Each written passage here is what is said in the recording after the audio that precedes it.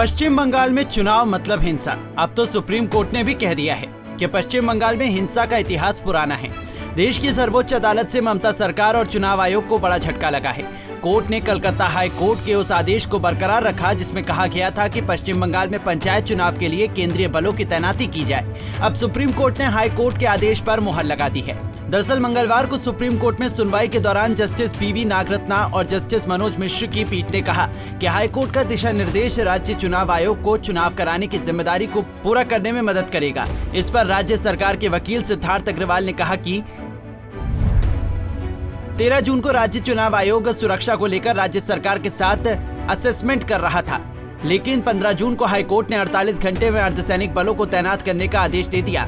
8 जुलाई को चुनाव होना है। 188 संवेदनशील पोलिंग बूथ है और चुनाव में सुरक्षा को लेकर राज्य पूरी तरह से तैयार है।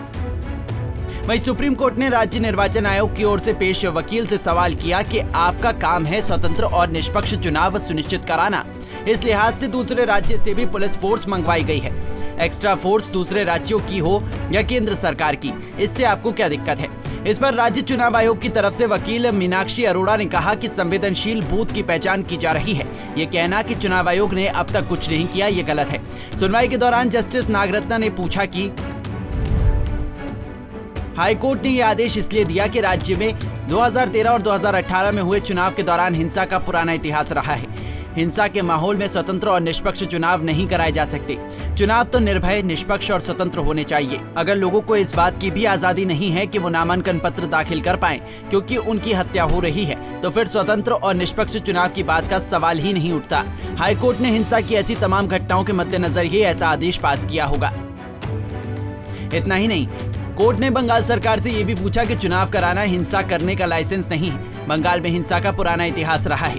वहीं अब सुप्रीम कोर्ट से ममता सरकार को झटका लगने के बाद बीजेपी टीएमसी पर हमलावर है। बीजेपी ने प्रेस कॉन्फ्रेंस करते हुए कहा कि सुप्रीम कोर्ट के निर्णय के बाद ममता की सरकार पूरी तरह से बेनकाब हो गई है। पश्चिम बंगाल में पंचायत चुनावों की प्रक्रिया के दौरान लोकतंत्र को कुचलते हुए हिंसा के जो हृदय विदारक दृश्य देखने को मिले हैं और उसके ऊपर पश्चिम बंगाल सरकार की असंवेदनशीलता और फिर केंद्रीय सुरक्षा बलों की तैनाती के ऊपर जो राजनीति करने का प्रयास किया था, पहले सर्वोच्च न्यायालय और पहले उच्च न्यायालय और अब सर्वोच्च न्यायालय के निर्णय के बाद मैं कह सकता हूं कि पश्चिम बंगाल की सरकार पूरी तरीके से एक्सपोज हो गई है। सर्वोच्च न्यायालय ने स्पष्ट रूप से कहा है कि निष्पक्ष और शांतिपूर्ण चुनाव संपन्न होने चाहिए और इसके लिए सुरक्षा बलों की तैनाती की मांग स्वयं राज्य के चुनाव आयोग ने की थी और अब उनके द्वारा इसके विपरीत स्टैंड लेना कानूनी दृष्टि से और संवैधानिक दृष्टि से बिल्कुल गलत था। जिस प्रकार की घटनाएं हो रही थीं, अब मुझे लगता है कि सर्वोच्च न्यायालय के इस निर्णय के बाद ममता बनर्जी की सरकार पूरी तरीके से बेनकाब हो गई है कि वो न सिर्फ हिंसा को संरक्षण दे रही है बल्कि उस हिंसा को रोकने के प्रयासों के लिए संवैधानिक उपकरणों का प्रयोग करते हुए सुप्रीम कोर्ट तक जाने का प्रयास कर रही है। दरअसल हाईकोर्ट ने 13 जून को निर्देश दिया था कि राज्य चुनाव आयोग को तुरंत केंद्रीय बलों की मांग करनी चाहिए और उन्हें विशेष रूप से उन सीटों पर तैनात करना चाहिए जिन्हें मतदान निकाय पहले ही संवेदनशील घोषित कर चुका है।